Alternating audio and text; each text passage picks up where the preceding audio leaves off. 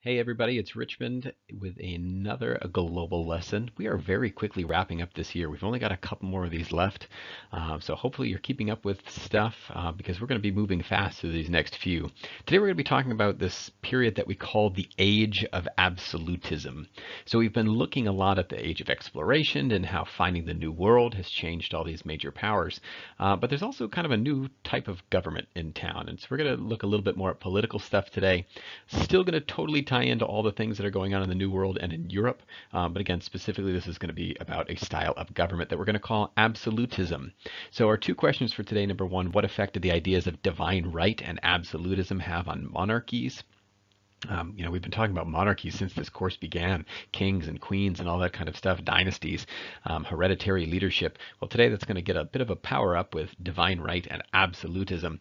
And then secondly, we're going to talk about a guy by the name of Louis XIV, Louis XIV in French. So who was Louis XIV and what changes did he bring about for his country of France? Because he's going to be a great example of all this divine right and absolutism stuff. But before we get there, so let's just talk about monarchy in general. So since the Middle Ages, the most popular form of government in Europe was still monarchy. In fact, we see monarchy all throughout history. Some of the first civilizations, whether it's the Mesopotamian city-states or ancient Babylon or Egypt, they're all big, powerful monarchies.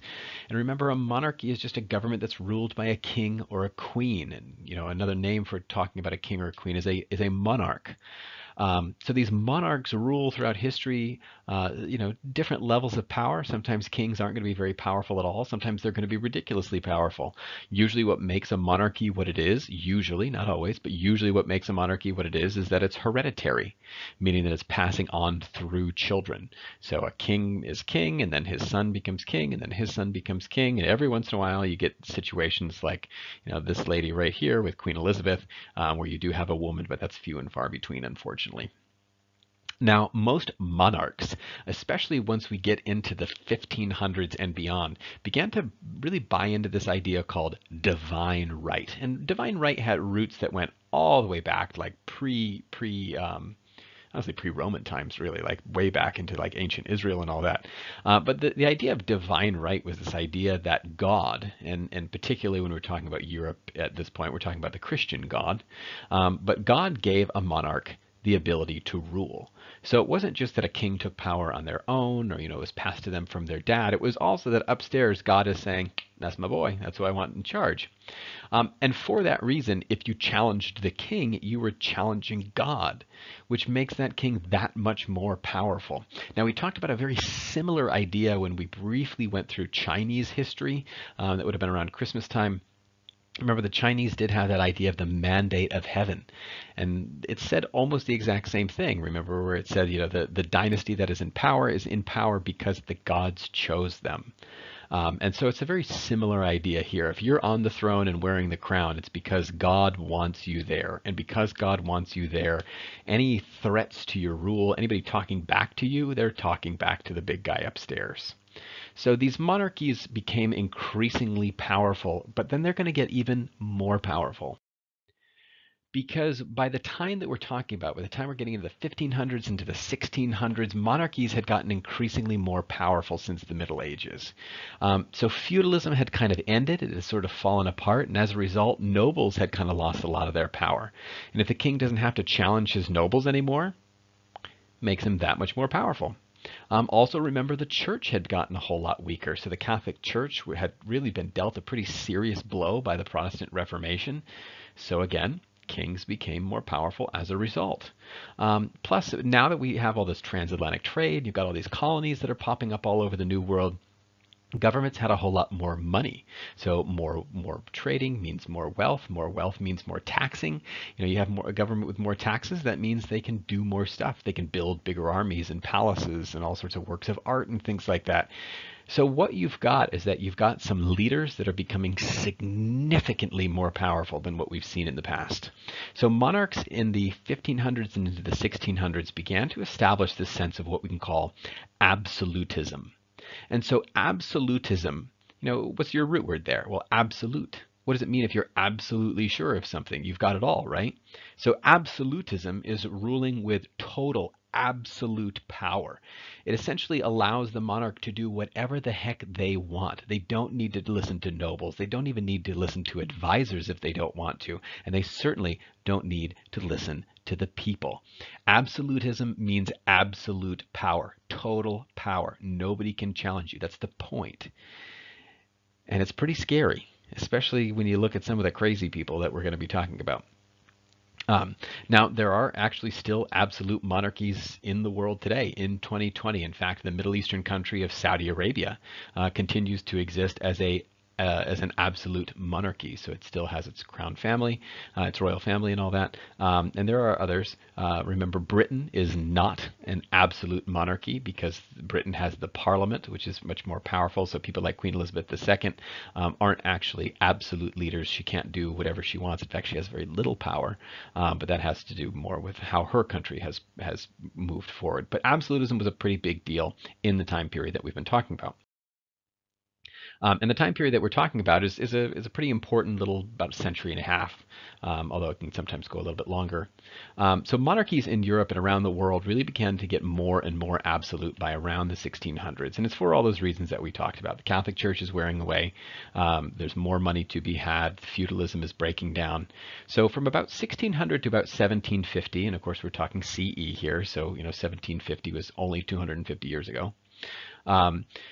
We generally consider this time period to be what we call the Age of Absolutism. So it's this time of a lot of very powerful monarchs, a lot of very powerful kingdoms, particularly in Europe, but there are a few elsewhere around the world too that are going to have a lot of these very absolute-like leaders.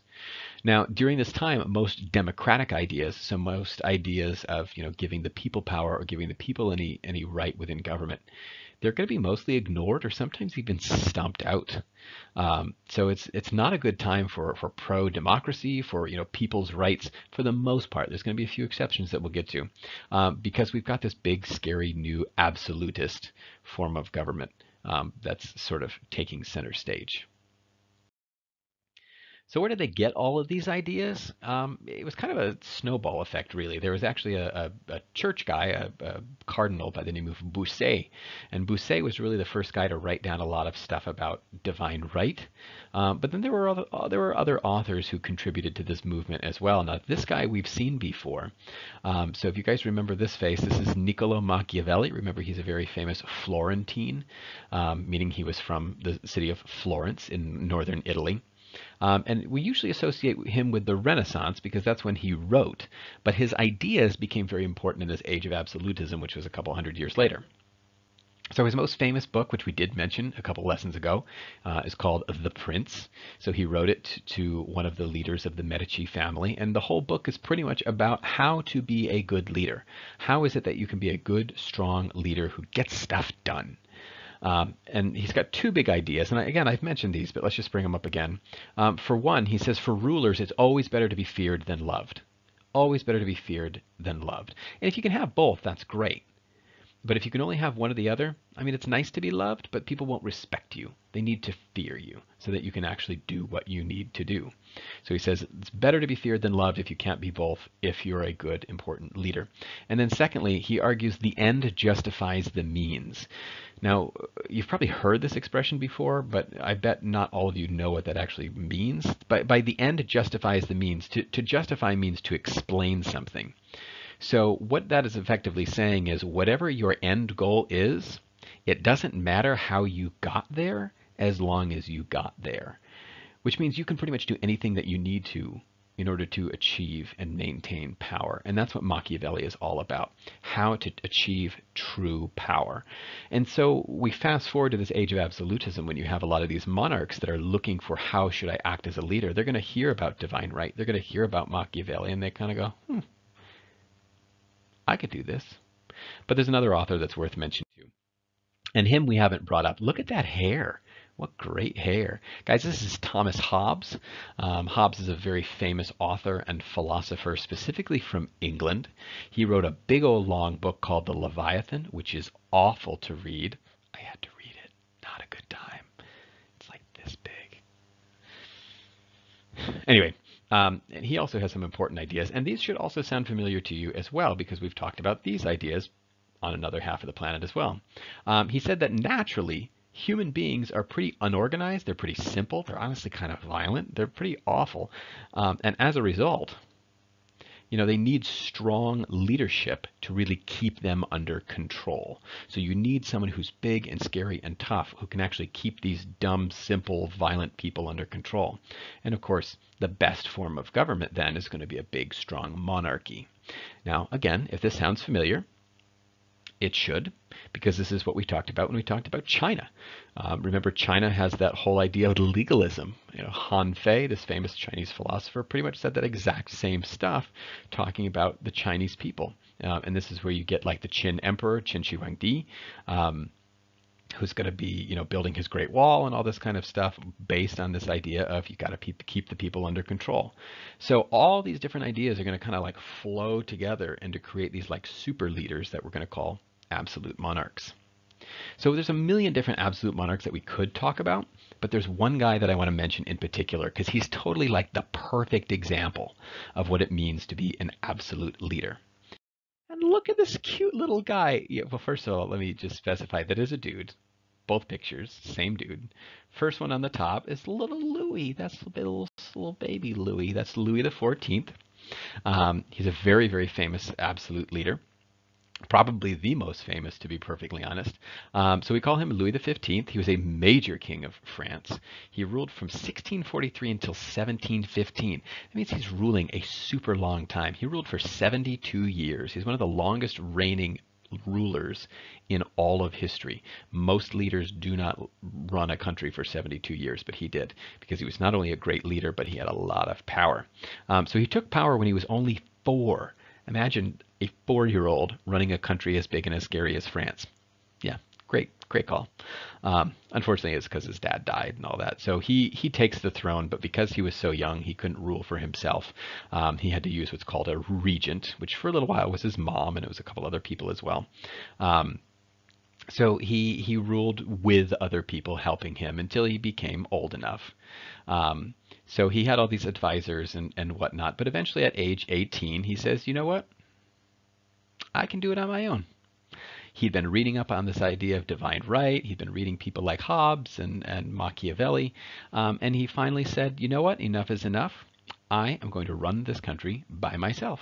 So he actually kicked out a lot of his advisors. He brought in brand new advisors who would just pretty much do whatever he said.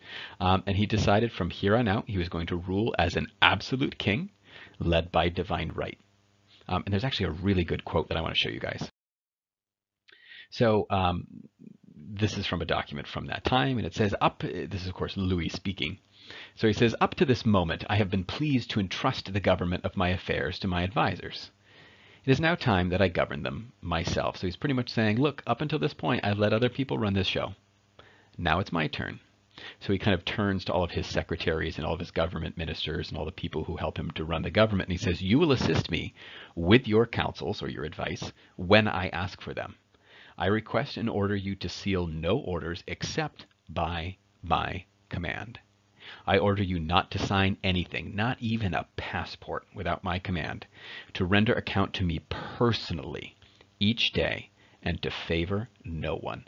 So what he's saying is, I am taking complete control. You all are going to help me run this country, but you do not do a single thing unless I say so. That's the kind of power that this guy has. And so he's got a very, very famous quote. So there at the bottom in French, it says, L'État, c'est moi. And L'État, c'est moi, in English, it literally translates to I am the state. Now, a state is not, we think of states like New York, Pennsylvania. That's not what a state really is. A state just means the government of a country. So when he says, I am the state, what he's pretty much saying is, I am France. I am everything that this country is. If you go against me, you're going against everything else. So he's really gathering up a tremendous amount of power just coming onto the scene here. He's a young guy. He has taken charge, and he has every ability to do that because he's the king, and you can't say otherwise. So this is the kind of power that we've got with people like Louis. So Louis becomes so powerful through his 72 years of leadership. We generally know him by his nickname. So his nickname was actually the Sun King. And it's partly because he liked to compare himself to the god Apollo. So the Greek god Apollo, one of his many duties was the sun, or at least working with the sun, which is Helios. It's complicated, but whatever. Um, and so he kind of saw himself as the sun that gave light to France. So he ends up ruling France with absolute authority. And we see this kind of stuff all over the place. Up at the top there, right up at the top, you've got that face that's kind of in that sun shape. That's actually a symbol from his house. We're going to talk about his house in just a second, that you see all over the place. So all over the place you see his big ugly mug inside of a sun, because he literally saw himself as the sun that gave light to France. That's how important he thinks he is. By the way, I usually always ask people, why would he bring up Apollo if he's a Christian? They even up until this point, people still today love the Greek myths. So it's not that he believed he was Apollo or that he believed in Apollo. He still believed in Christianity. He just liked the story of Apollo. So what kind of stuff does he do as leader? What makes him so great? Well, he tries to expand France's power in Europe as much as he possibly can. So he actually developed the most powerful army in the world at that time. I know a lot of people like to joke about how the French military always loses. Can I just tell you, as a historian, they actually have the best track record in battles out of any country in history. The French military has kicked butt consistently through most of history, and Louis made it even better. So he's not only building up this great big powerful army, he's also supporting all sorts of explorers and settlers that are going into the New World. They're setting up colonies. The most famous is a huge chunk of land in the middle of what is today the modern day United States that was named Louisiana.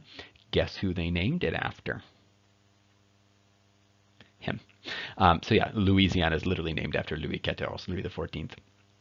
But he also kept busy in Europe. He wasn't just focused in the New World. He was also doing a lot in Europe.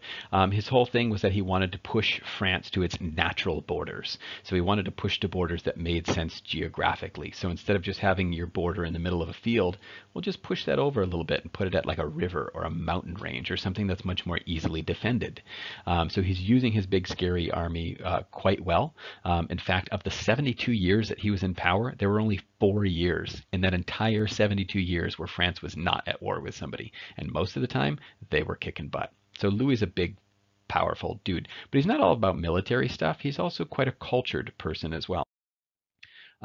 He really tried to, and succeeded in making France the cultural capital of Europe. So whereas it had been Italy through the whole Renaissance period, now all the best artists and musicians, composers, painters, sculptors, all of a sudden now they're living in France. And certainly if you think of Paris, I mean, usually you think of Paris being a city of art and culture, and that really kind of gets its start here under Louis. So he worked to make French language, French art, French architecture, all that kind of stuff the most popular in Europe. In fact, during his reign, French became what's known as the universal tongue. Everybody wanted to speak French. I mean, most of the time today, if you want to go into business, you have to learn how to speak English or maybe Mandarin. But in this time, it was French. So all the best people, all the wealthiest people, all the best business people and politicians, they all knew how to speak French, even if they weren't themselves French. Now, as one last feather in his cap, as one last way to show off his power, Louis wanted to do a building project. And it would end up being the biggest and most beautiful, elaborate palace he could possibly come up with. And today we call it the Palace of Versailles. Now, Versailles is a little town. It's about 20 minutes outside of Paris by car. So it would take about an hour by carriage. But it's this little tiny place that he made much, much bigger. So he built this massive pleasure palace, again, outside of Paris, but he wanted to spare no expense. So it's all about luxury and beauty. I mean, he wanted the best mansion, the best palace he could possibly have to show to the world just how incredible he really was. Now, unfortunately, it was incredibly expensive, and he had to tax the snot out of the French people in order to pay for it. But here's the catch. When I say people, I'm not talking about the rich. Louis is not going to tax the nobles or the church or anybody who already has money. Instead, he's going to tax very hard the lower classes. And people don't tend to like it when you tax them really, really hard, which will become a problem in a couple generations when we get to the French Revolution. But you guys will see that next year. Before we go, just want to show you some pictures. Hey, this is the actual layout of the Palace of Versailles. So you can see it's a tremendously enormous house. That town that you see around it, that's Versailles itself. And you can kind of see Paris off in the distance there. But you have these three big avenues that all kind of go right to the palace. The palace has massive gardens that go back like way, way, way, way back. It's got a huge backyard with fountains and statues that shoot water and a man-made lake and all this kind of stuff. The yard is impressive. The house itself is even more so. Um, yeah, so this is the inside. This is what we call the Hall of Mirrors. This is literally a hallway. This isn't some big fancy like banquet hall. This is a hallway. So on one side you've got all these big mirrors. On the other side you've got all these windows. You've got all this ornate gilding, which means that you literally paint stuff on with gold. This is the Palace of Versailles. This is what Louis wants to show to the world. Look how amazing and impressive I am as the most powerful leader of one of the most powerful countries in the world. So that's the kind of person that we're talking about with these absolute monarchs. This is the kind of stuff that you think about. Total power, total control. And they'll have problems later on. But we'll get there. Well, you'll get there next year. But anyway, hey, we're going to wrap it up for today. Only 2 more lessons left after today, so make sure that you answer those questions well and that you've got all your previous assignments taken care of. Hope everybody is doing well. And again, if you need me for office hours, don't be afraid. I'm here on Tuesdays and Thursdays, but you can always email or text me. So we'll talk to you guys soon. See ya.